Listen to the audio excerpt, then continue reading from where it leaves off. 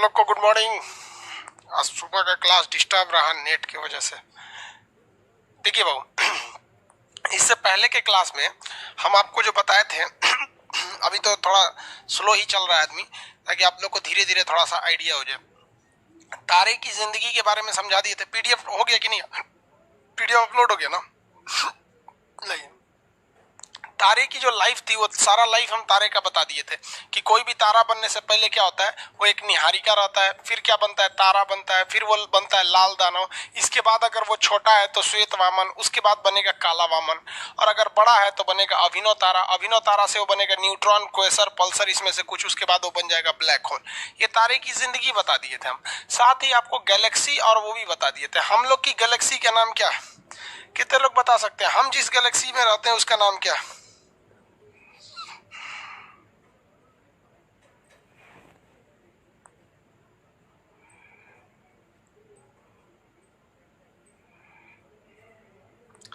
हो गया? एक आदमी कह रहे हैं विवेक जी साहब थोड़ा सा पैसा और लगा के नेट कर दीजिए। बाबू 28,000 का नेट लिए हैं वाईफाई का, इतना महंगा पड़ा है फिर भी किसी काम का नहीं। एक्चुअली जिस एरिया में हम है ना, अभी पटना में तो हम है नहीं, हम गांव में हैं, और यहाँ केवल और केवल वाईफाई बीएसएनएल का ही है और किसी का है ही नहीं है। तो हम नवंबर में चले जाएंगे पटना। आप कितना दिन है यहाँ पर, तो दिक्कत नहीं होगा भाई। यहाँ पैसे का प्रॉब्लम नहीं है। सोचिए इतना घटिया वाईफाई 28,000 का दिया है, मतलब केबल तक का पैसा हम ही दिए वहां से लाने के लिए। इसलिए नेट का प्रॉब्लम है। ये बीएसएनएल को जानते हैं ना, सोच रहा है इसको मोदी जी प्राइवेट कर दे तो अच्छा है। हम लोग के आकाशगंगा का नाम क्या है? मंदाकिनी।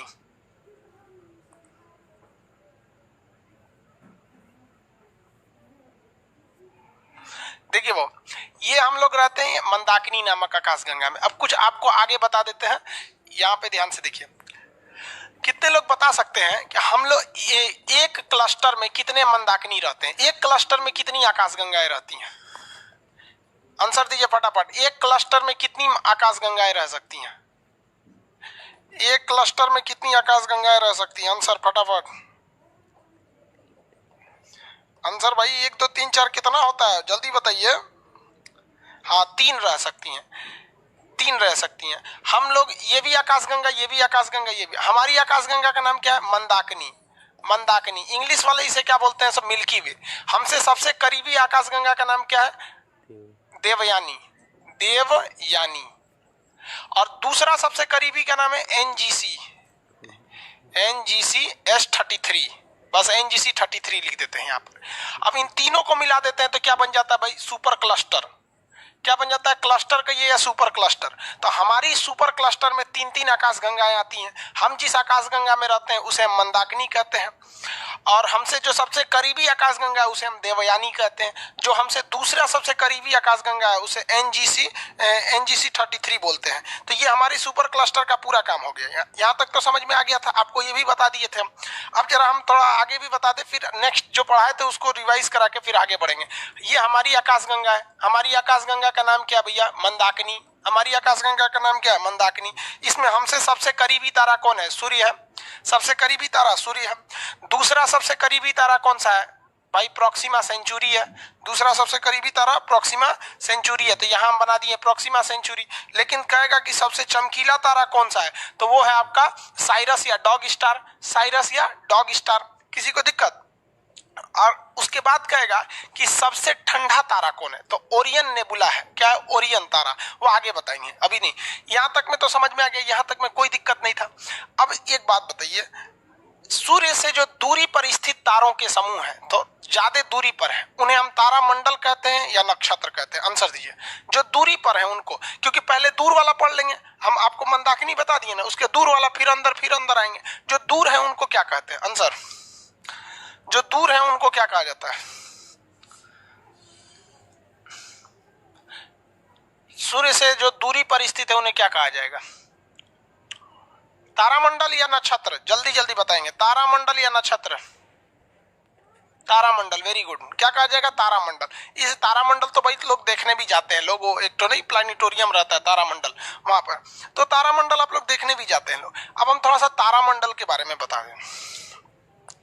आप सुने होंगे ध्रुव तारा, या फिर एक और तारा होता है बृहद सप्तऋषि, लघु सप्तऋषि जिसे इंग्लिश में कहते हैं उर्सा मेजर, उर्सा माइनर, एक हंटर या ओरियन तारा होता है। यही 4-5 तो तारामंडल से आपका क्वेश्चन ज्यादा आते हैं सब। ये हमारी आकाशगंगा हो गई। हमारी आकाशगंगा यानी हम जिस गैलेक्सी में रहते हैं वो अकेली गैलेक्सी थोड़ी है भैया। टोटल गैलेक्सी की संख्या कितनी है? 100 अरब। और हर एक गैलेक्सी में तारों की संख्या कितनी है? 100 अरब। हम जिस गैलेक्सी में रहते हैं इसका नाम क्या है? मंदाकिनी।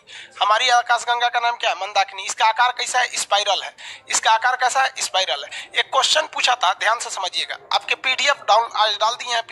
पीडीएफ में आपको हर चीज मिल जाएगा। क्वेश्चन पूछा था कि जो आकाशगंगा होती है, जो आकाशगंगा, ये किसका समूह होती है? तो सारे लोगों ने मार दिया कि भैया तारों की समूह होती है। लेकिन कहा था कि इस आकाशगंगा में तारे सबसे ज्यादा कहाँ होते हैं? मतलब बीच में या उनकी आर्म साइड में या फिर सेंटर में।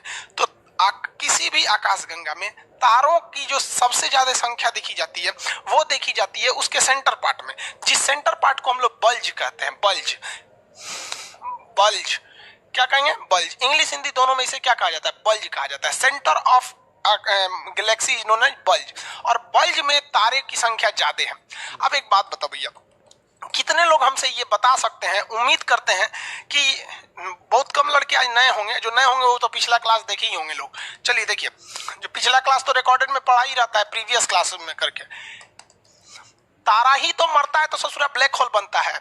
कितने लोग ये बता सकते हैं कि ब्लैक होल की संख्या, ब्लैक होल की मात्रा वो किनारे पर ज्यादा मिलेगी या बल्ज में ज्यादा मिलेगी? ब्लैक होल की संख्या कहाँ ज्यादा मिलेगी? सेंटर मतलब बल्ज कहिए या सेंटर कहिए, यहां ज्यादा मिलेगी या आउटर पार्ट में मिलेगी? आंसर दीजिए फटाफट। ब्लैक होल की सबसे ज्यादा संख्या कहाँ देखने को मिलती है? आंसर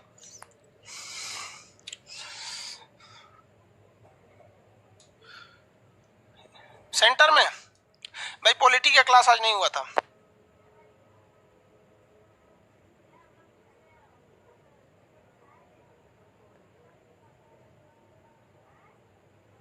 वेरी गुड, सेंटर में ही मिलती है। सेंटर कहिए या बल्ज कहिए, टेक्निकल नाम क्या हो जाता है? बल्ज होता है। अभी तो गधा भी जानेगा यार कि जहां ज्यादा तारे रहेंगे वहीं ब्लैक होल बनने की संभावना है, क्योंकि बड़े तारे ब्लैक होल बन जाते हैं और छोटे तारे क्या नाम है, ब्लैक ड्वार्फ बन जाते हैं, काला वामन। तो यहाँ ब्लैक होल होता है। सूर्य कहाँ पाया जाएगा भैया? सूर्य तो साइड वाले हिस्सा में है। सूर्य कहाँ है? साइड वाले हिस्सा में है। यहाँ पर किसी को कोई दिक्कत नहीं। अब ऐसा थोड़ी है कि सूर्य एकदम साइड में है। सूर्य के इधर भी तारे हैं, इधर भी तारे हैं सब। इसमें तारों की संख्या इधर भी है। यहाँ भले आपको लग रहा होगा कि यहाँ 8-10 तारे हैं, लेकिन इसी में करोड़ों तारों की संख्या है साइड में ही। तो जो सूरज से यहाँ पर तारों की संख्या है इस पास में, यहाँ पर इस थोड़ी दूरी पर, उन्हें हम लोग कहते हैं तारामंडल। और जो सूर्य से करीब में तारों की संख्या है उन्हें हम कहते हैं नक्षत्र। तो पहले हम क्या पढ़ने जा रहे हैं? तारामंडल, ग्रुप ऑफ स्टार। पहले क्या पढ़ लेते हैं? तारामंडल, ग्रुप ऑफ स्टार। ये दूर पे बनते हैं। दूर पर बनने के कारण इनका ज्यादा महत्व नहीं है और हमारे आम जनजीवन में ज्यादा इफेक्ट नहीं डालते हैं। अरे भाई सूर्य किनारे साइड पे कौन बोल रहा है? सूर्य तो साइड में ना, सूर्य साइड में, यहाँ ज्यादा रहते हैं सब। अब देखिए, नक्षत्र तारों का जो समूह होता है उसमें आपको 3 क्वेश्चन से ज्यादा पूछता है। एक होता है ध्रुव तारा। ध्रुव तारा, इस ध्रुव तारा को देखने के लिए 2 और चीजें होते हैं सब। एक होता है आपका सप्तऋषि। अरे ऋषि कैसे लिखाता है जी? ऋषि, अरे वो ऋषि वाला ऐसे रहता है, ऋषि। और एक होता है लघु सप्तऋषि। इसको एक सप्तऋषि 2 टाइप के होते हैं। एक होता है बृहद बड़ा और एक होता है लघु छोटा। इंग्लिश में इसे क्या कहेंगे? जो बड़ा रहेगा उसे कहते हैं उर्सा, बड़ा है तो मेजर, और अगर छोटा है तो इसे को कहेंगे उर्सा माइनर। ये एक ही का नाम है। सप्तऋषि का मतलब कितना है भैया? उसमें 7 तारे हैं। 7 तारों का एक ऐसा समूह है जो 2 अलग अलग समूह है। 7 तारे रहेंगे, 4 ठो एक पास रहेंगे, 1 2 3 4, और 3 ठो साइड में रहेंगे ऐसे। तो ये 4 और ये 3, 7। तो ये 7 तारों के ऐसे 2 समूह हैं जो 7-7 के 2 अलग ग्रुप है। एक तो थोड़ी दूरी पर है, एक तो थोड़ा करीब है। जैसे देखिए ना, 7 तारा का यहाँ पे हम 7 तारों का ग्रुप बना दे रहे हैं। ये भी तो 7 तारों का समूह है, तो सप्तऋषि कहेंगे। और यहाँ फिर एक हम 7 तारों का ग्रुप बना दे रहे हैं। यहाँ देखिए,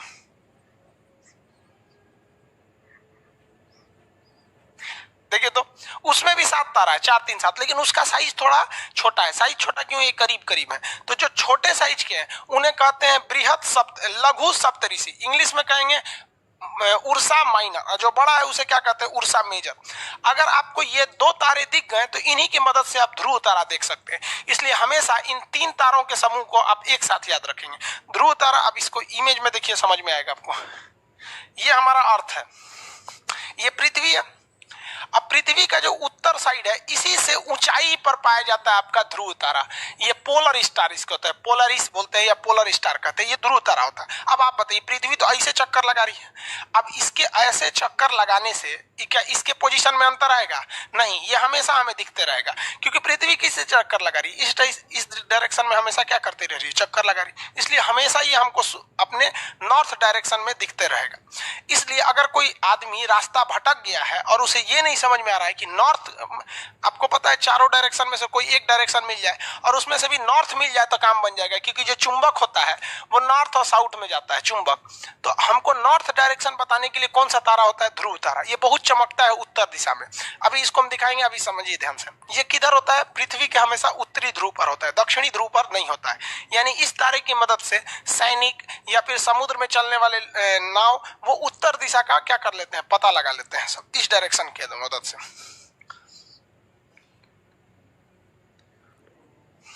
आगे देखिए, यहां देखिए, ये है आपका उर्सा माइनर। 7 तारों का समूह होता है, 1 2 3 4 5 6 7। या तो ये तो पोलरिस हो जाता है, 1 2 3 4 5 6 7। ये देखिए 7 तारों का समूह होता है ये उर्सा माइनर, लघु सप्तऋषि। 1 2 3 4 5 6 7। और इसी के ठीक सामने होता है आपका ध्रुव तारा। इसके ठीक सामने क्या होता है? ध्रुव तारा। तो ध्रुव तारा ढूंढने से पहले आपको पहले चौकोर ऐसे तारे आसमान में घूमने देखने पड़ेंगे। अगर इसे भी नहीं मिलते हैं सब ध्रुव तारा में, तो यहाँ देखिए उर्सा मेजर देखिए, 1 2 3 4 5 6 7। इसका आकार जरा देखेंगे, ये बड़ा है, इसका आकार ये बड़ा है। तो दोनों में अंतर क्या चीज है? देखिए अंतर इस बात का है कि जो उर्सा मेजर है इसमें भी 7 तारे हैं, लेकिन इन 7 तारों के जो बैक डायरेक्शन होता है ना, बैक डायरेक्शन, इसके ठीक आगे मिलेगा आपको ध्रुव तारा। ठीक है, लेकिन जो छोटे तारों के समूह है जिन्हें हमने लघु सप्तऋषि कहते हैं, क्योंकि ये करीब करीब है, इनके पीछे वाले साइड में नहीं मिलेगा, इनके मुंह के सामने मिलेगा। इसको आप समझिए कि इनका सूंड है, हाथी का सूंड कैसे होता है? सामने। तो इनका 4 यहाँ होगा सब। ये डॉटेड लाइन ऐसा नहीं है, ये कल्पना के लिए खींच दिया गया था कि आपको आराम रहे। तो ये 7 तारों का ऐसा समूह है, इनके सूंड के ठीक सामने मिलेगा कौन सा? ध्रुव तारा, जिसे हम लोग पोलरिस स्टार कहते हैं। और ऐसे ही 7 तारों का एक बड़ा सा समूह है, उनके सूंड के आगे नहीं, उनके पीछे साइड के ठीक ऊपर देखेंगे तो मिल जाता है ध्रुव तारा।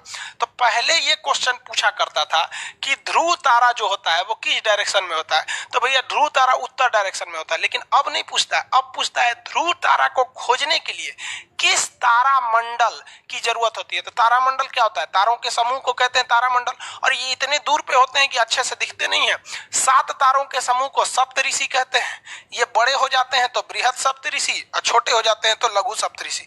क्वेश्चन आएगा कि किस तारा समूह के ठीक सामने, किस तारा समूह को ठीक सामने आपको ध्रुव तारा दिखेगा? आंसर दीजिए, किस तारा समूह के आगे हमको मिलेगा?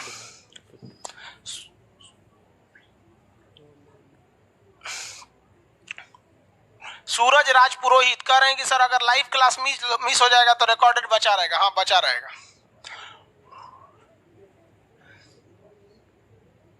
भाई पॉलिटी का एडमिशन अब किसी कीमत पे नहीं ओपन हो सकता। आंसर दीजिए पहले इसका।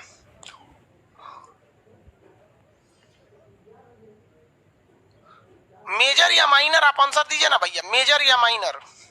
उर्सा तो दोनों में लगता है। उर्सा का मतलब क्या होता है? सप्तऋषि। उर्सा मेजर या माइनर? अरे एम लिखता है बेवकूफ, तो एम से तो मेजर भी हो जाएगा माइनर भी हो जाएगा। बस मेजर माइनर लिखो ना भैया। देखो मेजर के तो पीछे रहता है, मेजर के पीछे और माइनर के आगे, माइनर के आगे। अब एक बात बताइए, आप ऐसे ही देखिए ना, कोई बड़ी सी हाथी है, उसके आप आगे रहिएगा नहीं, सोच रहा कब सूंड से लगेगी पीट देगी, तो बड़का हाथी है कि आदमी पीछे रहता है, और छोटी सी हाथी रहेगी तो उसके आगे खिलाता है आदमी। तो छोटा हाथी के सूंड के ठीक सामने पोलर स्टार, और बड़ी हाथी के पीछे रहता है पोलर स्टार।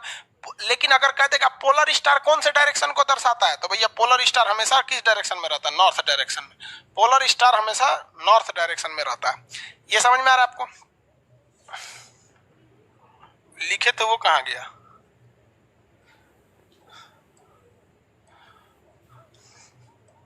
यहां देखिए, सूर्य से दूरी पर स्थित तारों के समूह को हम लोग कहते हैं तारामंडल। इस तारामंडल में एक ध्रुव तारा बहुत फेमस है। कौन सा फेमस है? ध्रुव तारा फेमस है। और कौन सा भैया फेमस है इस ध्रुव तारा में? 89 तारामंडल होते हैं सब भाई, उसमें सारा का सारा थोड़ी ना आपको याद करना है, सारा थोड़ी ना पढ़ना है भाई। एक ध्रुव तारा याद रहेगा आपको, हमेशा नॉर्थ डायरेक्शन में रहेगा। उर्सा मेजर याद रहेगा, उर्सा माइनर याद रहेगा। इसके अलावे, उर्सा माइनर के अलावे एक अलग तारा होता है जिसे हम लोग कहते हैं हंटर स्टार। हालांकि उसका नाम हंटर नहीं है, उसका नाम है ओरियन। चलिए दिखा देते हैं। ये देखिए, ये तारों का समूह है, ओरियन तारों का समूह है। ये एक यहाँ है, दो, तीन बीच में रहेंगे सब, तीन ऊपर और इस साइड में लाइन से खूब ज्यादा रहते हैं सब। इस तारा समूह को हम लोग कहते हैं ओरियन। क्या कहते हैं? ओरियन। किस नाम से जानते हैं? ओरियन। इसे हम लोग मृग कहते हैं। क्या कहेंगे? मृग। ओरियन नाम से जानते हैं। लेकिन ये लगता है जैसे कोई शिकारी धनुष लिया हुआ है। शिकारी क्या लिया हुआ है? धनुष लिया हुआ है। इसलिए इसे शिकारी यानी हंटर तारा कहते हैं। हंटर मतलब होता है ना शिकारी। देखिए ना, यहाँ पे अगर आप देखेंगे तो ये हम सारे तारों को मिला देते हैं। ये दोनों नीचे वाले को मिला देते हैं, यहाँ मिल गया, ऐसे मिला देते हैं, लगता है जैसे ये शिकारी कोई खड़ा है और ये अपने हाथ में ये तीर लिया हुआ है और यहां से ऐसे कोई भाला वगैरह इस टाइप का लिया हुआ है, लग रहा है ना कोई शिकारी है। इसलिए इसी को कहा गया है हंटर स्टार। हंटर स्टार के नाम से जानते हैं। लेकिन हंटर स्टार को आप क्वेश्चन पूछेगा तो आपको ओरियन बताना है। कहेगा कि किस तारामंडल, अब तारामंडल तो आप समझते हैं सूर्य के करीब तो रहेगा नहीं, सूर्य से दूरी पर स्थित तारों के समूह को हम क्या कहते हैं? तारामंडल। कहेगा कौन सा तारामंडल शिकारी के समान दिखता है, यानी हंटर स्टार की तरह कौन दिखता है? तो मार दीजिएगा उर्सा मेजर, उर्सा माइनर। लड़कवा सब Ursa Major, Ursa minor genre करता है सर। तो उर्सा मेजर, उर्सा माइनर नहीं मानना है आपको। क्या मार देना है भैया कि भाई शिकारी की तरह दिखने वाला तारामंडल का नाम है ओरियन। अब ये तारामंडल तो तारों के समूह होते हैं। अब आप बताइए ना भैया, ये तारों का समूह है कि नहीं? ये नहीं पूछेगा कि कितने तारे होते हैं इसमें बहुत ज्यादा तारे होते हैं इसमें, 16-17 के आसपास। तो ये इसमें तारों की संख्या ज्यादा होती है। लेकिन तारों की संख्या पूछेगा तो उर्सा मेजर, उर्सा माइनर दोनों में कितने होते हैं? 7 होते हैं। ध्रुव तारा किसके सामने रहेगा? उर्सा माइनर यानी लघु के सामने रहेगा। किसके पीछे रहेगा? उर्सा मेजर के सामने रहेगा, मेजर के पीछे रहता है। अब ये जो तारों का समूह है, इसमें एक और पूछता है, हाइड्रा पूछता है कि सबसे ज्यादा तारों की संख्या किस समूह में है? किस समूह में? जैसे कॉलेज में भी ना दोस्तों का ग्रुप रहता है, 4 गो दोस्तों का वो ग्रुप है, किसी का वो ग्रुप है। किसी दोस्तों के ग्रुप में बहुत ज्यादा तारे रहते हैं, मतलब बहुत ज्यादा दोस्त रहते हैं सब। जैसे हम लोग का ग्रुप जो था दोस्तों का, उसमें 5-6 दोस्त रहते थे लोग। और हम ही लोग के कॉलेज में कुछ ऐसे भी ग्रुप थे जिसमें 25-25 लड़के रहते थे।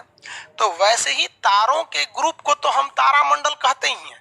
तारों के ग्रुप को क्या कहते हैं? तारामंडल, ग्रुप ऑफ स्टार, तारामंडल। इस तारामंडल में 89 ताराओं के समूह हैं सब। कितने ग्रुप हैं? 89 ग्रुप हैं।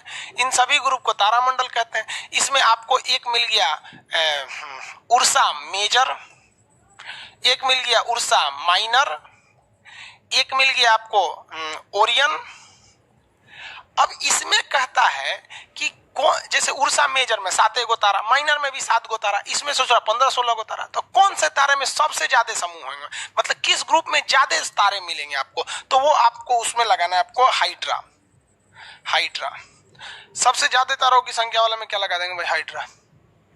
किसी को कोई दिक्कत नहीं? एकदम चैट बंद किया है सब, ठीक है।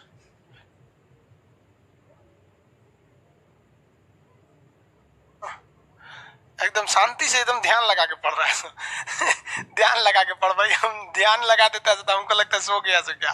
चलो भाई समझिए ध्यान से आप। तो आपको 89 तारामंडल पढ़ेंगे पगला जाएंगे भाई, और 89 से क्वेश्चन तो पूछेगा नहीं, इतना तो आपको ही पता है। अभी 89 ये बोलेंगे कि उसको क्या बोलेंगे, 89 बोलेंगे। उसमें आप 4 ठो पढ़ लीजिए, Ursa Major, Ursa Minor, Orion, Hydra. सबकी खासियत, हाइड्रा में तारे बहुत ज्यादा हैं, उर्सा मेजर इसके पिछवा है ध्रुव तारा, उर्सा माइनर इसकी अगवा है ध्रुव तारा। ध्रुव तारा किसको दिखाता है, नॉर्थ डायरेक्शन को दिखाता है। ओरियन का शकल कैसा है, हंटर की शकल का है। तो ये तारों का जो दूरी पे समूह है इसे तारामंडल के नाम से जानते हैं। यही तारामंडल आपको दिखाया जाता है, तारामंडल में जाइएगा तो घूमने के लिए वो अपने से ऐसे दिखाते रहता है, उस पर गोल टाइप का बनाया रहता है। आप लोग तारामंडल घूमने जाइएगा वहां ही सब दिखा देता है आपको। समझ में आ गया कि नहीं? ये एक बहुत बारीकी से समझ में आता है, इस पे ज्यादा दिमाग नहीं लगाएंगे लोग। अब नीचे वाले में आते हैं नक्षत्र, कॉन्स्टलेशन यानी नक्षत्र।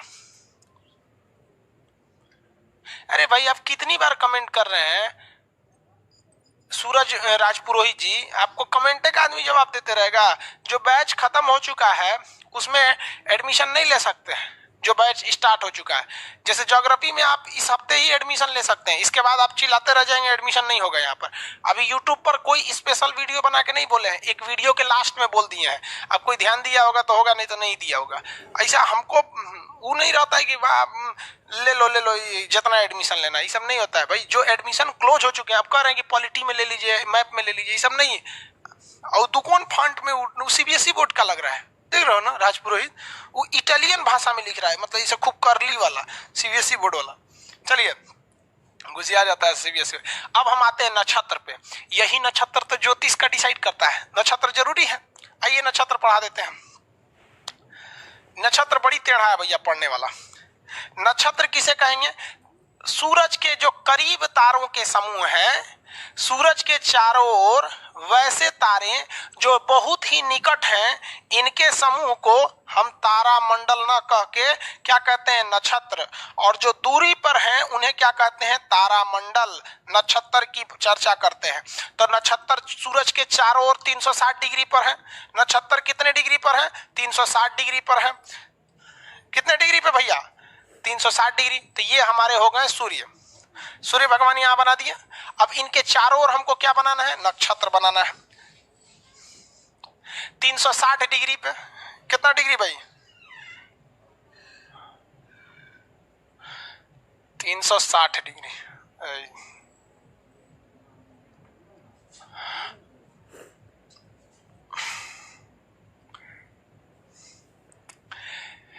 360 डिग्री जो होते हैं वो नक्षत्र को बनाना होता है।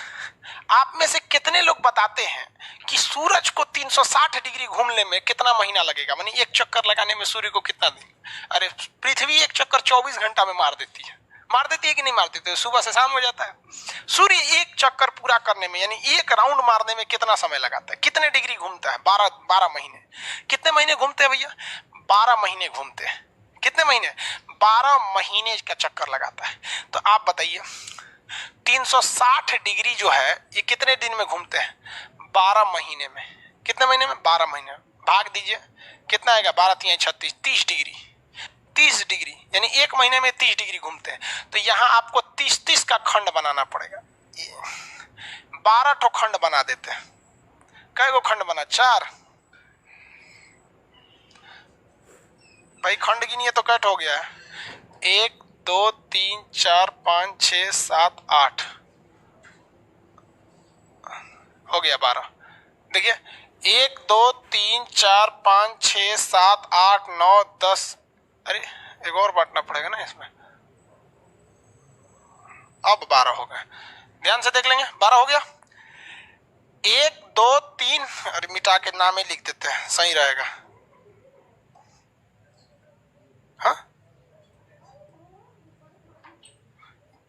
देखिए 1 2 3 4 5 6 7 8 9 10 11 12।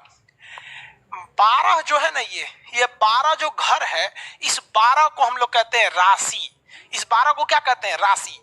यानी सूरज इतना घसकने में कितने डिग्री घसकने में, 30 डिग्री घसकने में। यानी राशि जो होती है, राशि ये क्या होती है भैया, राशि क्या होता है, 360 डिग्री का चक्कर 12 महीने में लगा रहा है। तो 12 महीने में लगा रहा है तो एक महीने में कितना डिग्री घूमेगा? 30 डिग्री। तो राशि कितने डिग्री को बताती है? 30 डिग्री को राशि बताती है।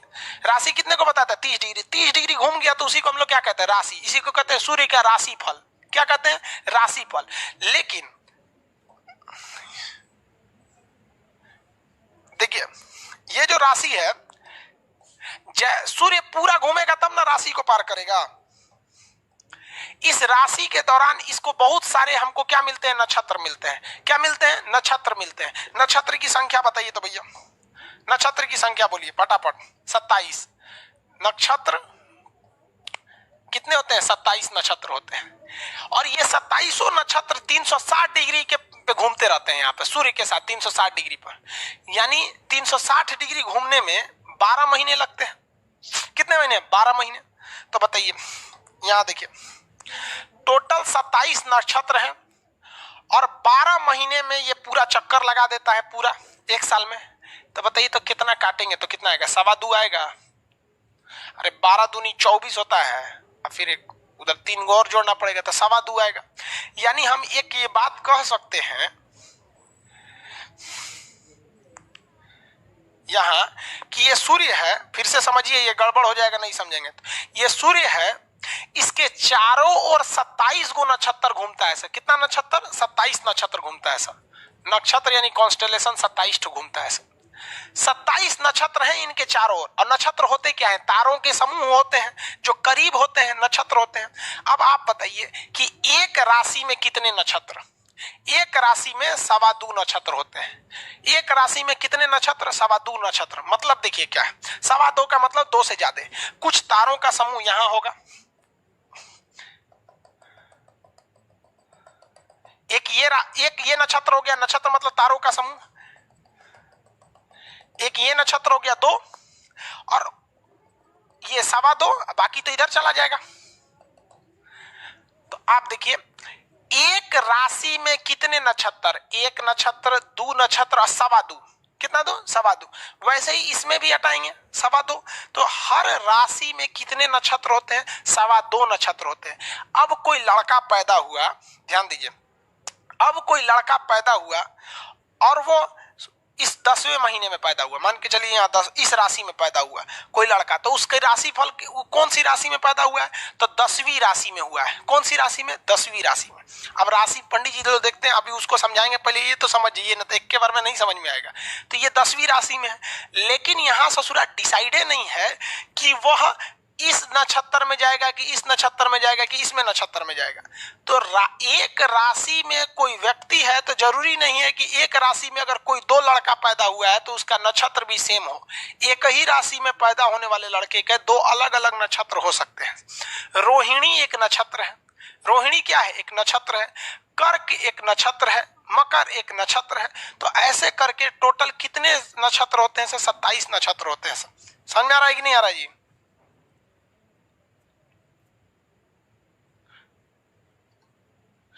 यार ये लोग नया नया लड़का सब नौटंकी करने चला आता है, सब पूछ डेली एक के सवाल पूछेगा सब। सर प्लीज आप एक YouTube पर महंगाई पर वीडियो बना दीजिए। मोदी जी से बोलिए ना जी महंगाई पे वीडियो बनाए। मोदी जी को नहीं पता है? ये जो पूछता है सब ना, बैच कंप्लीट होने के बाद वीडियो रहेगा कि नहीं रहेगा। रे लोल कहीं का, तो लोग को कितना बार बताएंगे रहेगा रे बकलोलवा, ज्यादा दिन नहीं रहेगा। ज्यादा बार पूछेगा सब तो हटा देंगे यहाँ पे। अब बोल रहा है कि महंगाई पर एक तो यूट्यूब पर वीडियो बनाए। बाबू आरबीआई मोदी जी के अधीन रहता है। वित्त मंत्रालय जो निर्मला सीतारमन की विभाग है वो मोदी जी को कहता है। उनके ना पता है कि महंगाई बढ़ल है? हद है भैया।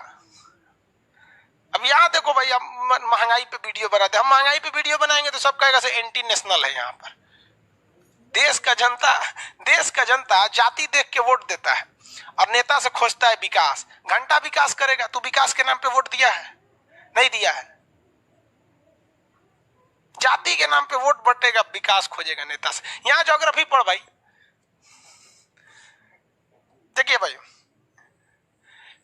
कोई डाउट है तो इसमें पूछिए, नक्षत्र में वगैरह में। अब जो देखिए बाबू, अब एक बात ध्यान से समझिए, जो एग्जाम लायक चीज थी उसको हम अभी बता दिए हैं। इसके बाद आपकी कॉमन जानकारी की चीजें बताएंगे। एग्जाम के लिए यही था कि नक्षत्र की संख्या कितनी होती है? 27 नक्षत्र। राशियों की संख्या कितनी होती है? 12 गो राशि होती है। कितनी राशि? 12 राशि। एक राशियों की संख्या कितनी होती है? 12। एक राशि कितने डिग्री का होता है? 30 डिग्री का। कितने डिग्री का? 30 डिग्री का। साल में कितनी राशियां? 12 राशि। हर एक राशि में कितने नक्षत्र? 2.25 नक्षत्र, 2.25 नक्षत्र होते हैं। जबकि तारामंडल की संख्या 89, तारामंडल की संख्या 89। तारामंडल कहां थे भैया? वो तो दूरी पर थे। ये ब्लैक वाला तारामंडल, ये वाला यहाँ पे। अभी देखिए, अब ज्योतिष की दुनिया में अब चलेंगे लोग। अभी तो ये एस्ट्रोनॉमी चल रहा है, अब एस्ट्रोलॉजी, ज्योतिष की दुनिया में चलेंगे कि कौन नक्षत्र कैसा है, किस लड़का का कौन लड़का ज्यादा लड़की पटा लेता है, ये सब चीज बताएंगे। किसका महिलाओं से नहीं जमेगा, किसका बहुत मुंह फुलाने वाला रहेगा, इस टाइप का ये सब चीजें एस्ट्रोलॉजी वाली चीज होता है। अभी तो ये एग्जाम वाला चीज था। यहाँ तक समझ में आया?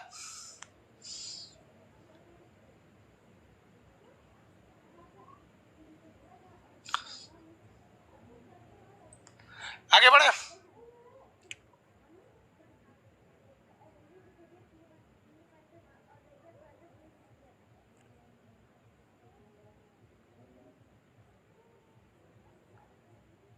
देखिए भैया, आप और कोई क्वेश्चन है तो वो पूछिए।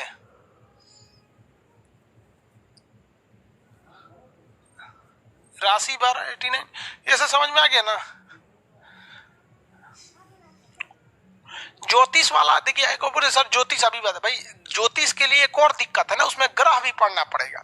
ज्योतिष में ज्योतिष विज्ञान कहता है कि तारे के पास दो ही, हम लोग रहते हैं सूर्य के चारों ओर, और सूर्य के पास दो ही चीज है। एक इसके नक्षत्र थोड़ा सा करीब वाले जो तारे हैं उन्हें नक्षत्र कहते हैं, और इन नक्षत्र के अंदर भी क्या है? ग्रह। तो ग्रह भी डिसाइड करते हैं सब ग्रह। अगर किसी को टीचर बनना है या बढ़िया यूट्यूबर बनना है तो उसको बृहस्पति अच्छा होना चाहिए।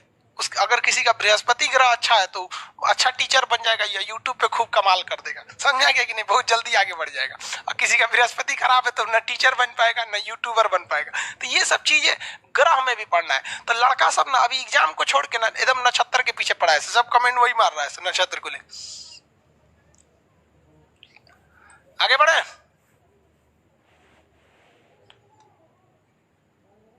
सर नक्षत्र की गिनती वैज्ञानिक करते हैं क्या? अभी जो चीज पढ़ा है वो सब वैज्ञानिक नहीं बताया था, अभी जितना चीज बताया। अब इस पर ज्योतिष वालों का अपना मानना है। देखिए, ज्योतिष अलग नहीं है, ज्योतिष को एस्ट्रोलॉजी कहते हैं। ज्योतिष का ये मानना है कि जो भी व्यक्ति रोहिणी नक्षत्र में होता है, किसमें? रोहिणी में हो जाता है, रोहिणी नक्षत्र में, तो उसके वो थोड़ा सा मतलब क्या बताते हैं, थोड़ा इधर चक्कर पकड़ ज्यादा करता है।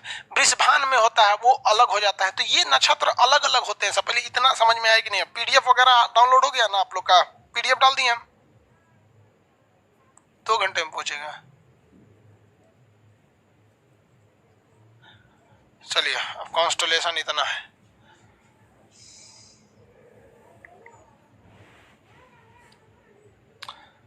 यहाँ देखिए, अब ड्राइंग के हिसाब से ये धुंधला दिख रहा होगा क्योंकि तारों का समूह है तो धुंधला ही दिखेगा। यहां पर हमारा सूर्य स्थित है, ये सूर्य, और ये सारे के सारे हमारे नक्षत्र हैं सब, ये सारे के सारे नक्षत्र हैं सब। अब देखिए, सूर्य जो है यहाँ पर सूर्य का चक्कर लगा रहा है, ये हमारा सूर्य हो गया यहाँ पे। अब अगर यहां देखिएगा तो यहां भी तारों का समूह है, ये कर्क समूह है। तारों का ये समूह क्या? कर्क समूह है। इसकी उल्टा देखेंगे तो मकर समूह आएगा। कौन सा समूह आ जाएगा? मकर समूह आ जाएगा। तो ये तारों का समूह, ये सब क्या है? नक्षत्र है सब, ये सब के सब नक्षत्र हैं सब। अब ज्योतिष कैसे काम करेगा उसको समझिए। सब के सब नक्षत्र में है सब। बीच वाला हमारा सूर्य है। सूर्य के साथ चक्कर कौन लगा रहा है भाई? सूर्य के साथ चक्कर लगा रहा है पृथ्वी। सूर्य के साथ चक्कर कौन लगा रही है? ये पृथ्वी चक्कर लगा रही है, यही चक्कर लगा रही है ना। तो साइंस तो यहां तक बता दिया। अब ज्योतिष वाले क्या कहते हैं? ज्योतिष वाले कि जिस समय जो लड़का पैदा हुआ उस समय पृथ्वी के ठीक सामने कौन सा नक्षत्र था। जैसे यहां कोई लड़का पैदा हुआ, जब पृथ्वी यहां थी, तो आपको पता है कि साइंस को भी पता है, ज्योतिष को भी पता है कि जून के महीने में पृथ्वी कहाँ रहती है, जुलाई में कहाँ रहती है, अप्रैल में कहाँ रहती है। तो मान लीजिए ये जून के समय में ये स्थिति थी। अब जून के समय में, या मान लीजिए कोई लड़का दिसंबर में पैदा हुआ, ठीक है। तो दिसंबर में सूर्य पृथ्वी यहां रहती है। अब वो देखेंगे कि इसके ठीक सामने कौन नक्षत्र है, तो इसके सामने जो नक्षत्र है मकर नक्षत्र है। कौन सा नक्षत्र है? मकर नक्षत्र। अब ज्योतिष वालों ने एक एवरेज निकाला है कि मकर नक्षत्र में जो लड़के पैदा होते हैं इनका स्वभाव कैसा होता है, क्या क्या दिक्कत आती है। तो इसी पर ज्योतिष, साइंस यहीं तक आके रुक जाता है। साइंस ये सारा चीज समझा के आगे निकल जाता है, लेकिन ज्योतिष कहता है कि भैया जो जहां पैदा हुआ, अब जैसे मान लीजिए कि कोई यहाँ पे पैदा हुआ तो इसके ठीक सामने देखेंगे कौन सा नक्षत्र है, ये नक्षत्र को देखना रहता है। तो यही चीज को मिला दीजिएगा तो इसे कहा जाएगा एस्ट्रोलॉजी। तो भारतीय जो ज्योतिष विज्ञान है वो किस पर आधारित है? नक्षत्र पर आधारित है। ये तारामंडल पर आधारित नहीं है। इसके अलावे एक और चीज निर्भर कर देता है। देखिए, ऐसा तो नहीं है कि सूर्य का चक्कर केवल हमारी अपनी पृथ्वी लगा रही है।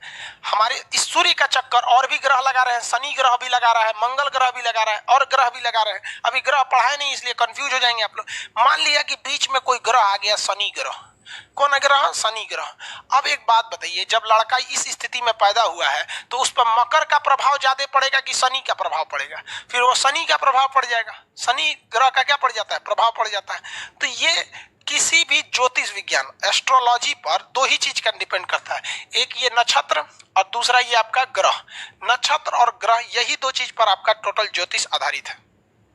अब यहां तक में हो गया, तब आपसे कुछ क्वेश्चन पूछे फिर आगे बढ़ते हैं। कुछ क्वेश्चन हम लिखते जाते हैं, आप आंसर देते जाइए।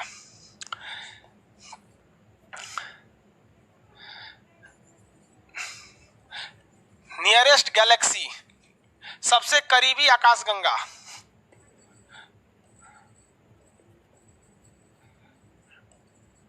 Second nearest Galaxy. दूसरा सबसे करीबी आकाशगंगा कौन है? इसका नाम बताइए, इसका फटाफट। इसका दूसरा सबसे करीबी आकाशगंगा, दूसरा वाले का नाम दीजिए। एंड्रोमेडा तो सबको पता है, दूसरे वाले का नाम, दूसरा सबसे करीबी, दूसरे वाले का नाम दे दीजिए। दूसरे वाले का नाम नहीं याद आ रहा है। NGC 33, NGC 33। ये क्या है? सुपर क्लस्टर है, हमारा सुपर क्लस्टर है। इसमें हमारी एक मंदाकिनी हो जाएगी, एक एनजीसी 33 हो जाएगा, एक देवयानी हो जाएगी। यहां पे हो जाएगा। सबसे गर्म तारा कौन सा है? चमकीला। सबसे चमकीला या गर्म? गर्म पूछता नहीं, चमकीला ही पूछता है। सबसे चमकीला तारा साइरस। सबसे जो करीब में है वो कौन सा होगा? सबसे करीब, निकटतम तारा।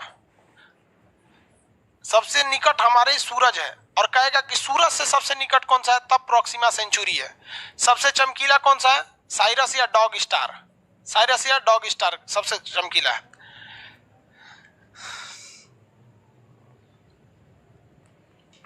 ध्रुव तारा कौन सी दिशा को दर्शाएगा? उत्तर दिशा को दर्शाता है। ध्रुव तारा उत्तर दिशा को दर्शाता है। किस तारे का आकार एक हंटर यानी किस तारामंडल का आकार एक हंटर यानी शिकारी के समान है? आंसर, किस तारे का आकार हंटर यानी शिकारी के आकार का है? किस तारामंडल का आकार हंटर यानी शिकारी के आकार का है?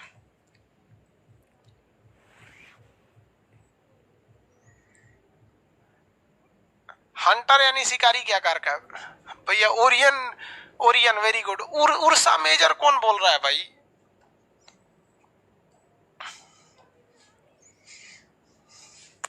आंसर देंगे आप लोग। ये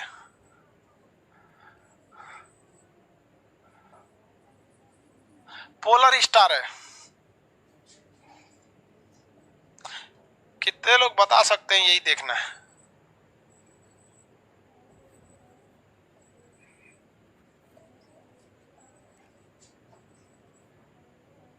इस तारे का नाम बता दीजिए। ये तारा उर्सा मेजर होगा या माइनर होगा? ये तारा बता दीजिए, रेड कलर वाला। ये क्या है? ये उर्सा मेजर है या माइनर है? ये मेजर माइनर लिखिए बस, उर्सा नहीं भी लिखेंगे तो चलेगा। मेजर माइनर, हाँ माइनर हो जाएगा। वेरी गुड, उर्सा माइनर हो जाएगा। मेजर बनाना रहता तो हम कैसे बनाते? देखिए, मेजर अगर बनाना रहता तो सिंपल बनाते। हमको पता है कि ये इसके पीछे रहता है। ये मेजर क्या रहता है, पीछे रहता है। तो पीछे बनाने के लिए एक यहाँ बना देते हैं, एक यहाँ, एक यहाँ, 4 हो गया। और यहाँ सूंड निकाल के 3 ठो इधर फेंक देते हैं, ऑटोमेटिक इसके पीछे हो गया।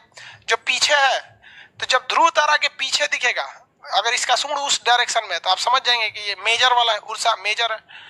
पोलर स्टार ये हमेशा तो ध्रुव पृथ्वी के किस डायरेक्शन में रहता है, उत्तर डायरेक्शन में रहता है, पृथ्वी के उत्तरी ध्रुव पे ये हमेशा पाया जाता है।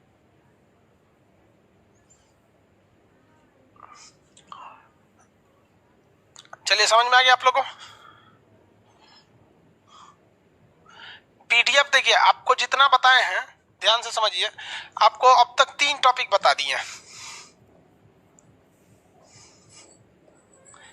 एक तारा बता दिए, तारे में हम हर एक चीज बताए हैं कि तारे का कलर किस पर डिपेंड करता है, तारे का लाइफ किस पर डिपेंड करता है, और आपका 1.44 चंद्रशेखर सीमा क्या चीज है। और इसी में आपका आ जाता है तारों के जितने भी टाइप है, चाहे वो व्हाइट ड्वार्फ हो, ब्लैक ड्वार्फ हो, या फिर आपका रेड जाइंट, पल्सर, क्वेसर, ये चीज ये पीडीएफ में आप देखिएगा, कोई प्रॉब्लम हो तो पूछिएगा। दूसरा चीज हम आपको बता दिए गैलेक्सी से, गैलेक्सी हिंदी में क्या कहेंगे, आकाश गंगा, आकाश गंगा, इस गंगा, ये टोटल बता दिए हैं। इसके बीच के भाग को बल्ज क्या कहते हैं। उसके अलावे हम आपको बता दिए तारामंडल, तारामंडल एंड नक्षत्र। तारामंडल कंप्लीट जितना एग्जाम लायक था बता दिए। नक्षत्र अभी चल रहा है। अभी आप लोग का काम क्या है, आज आप लोग पीडीएफ देखिए, उसमें कोई प्रॉब्लम हो तो उसको अलग कॉपी में रखिए। कल जैसे बैच स्टार्ट करेंगे आपसे वो क्वेश्चन एराइज करेंगे, फिर आप लोग से उसका जवाब दीजिएगा। आज के लिए इतना ही, क्योंकि कल नक्षत्र को कंप्लीट करेंगे। एग्जाम से रिलेटेड नक्षत्र में जितनी चीजें थी बता दी हैं। तारामंडल में ज्यादा इंपॉर्टेंट नहीं आता है। कल ज्योतिष वाली चीज को कंप्लीट करके फिर हम लोग आगे बढ़ेंगे लोग किस पर, ग्रह पर, सोलर सिस्टम पर, और ये मोस्ट इंपॉर्टेंट हो जाता है एग्जाम के लिए। सोलर सिस्टम पर कल बढ़ेंगे। आज के लिए इतना ही। साउदर्न हेमिस्फीयर बाबू जब पृथ्वी पढ़ाएंगे तब, सोलर में हेमिस्फीयर वाला टोटल टॉपिक सोलर में, सोलर सिस्टम में आ जाता है। ठीक है, अब इसके बाद मैप पढ़ेंगे। अभी शुरुआत में इस हफ्ते तक क्लास धीमा चलेगा, क्योंकि ये नक्षत्र आप देखें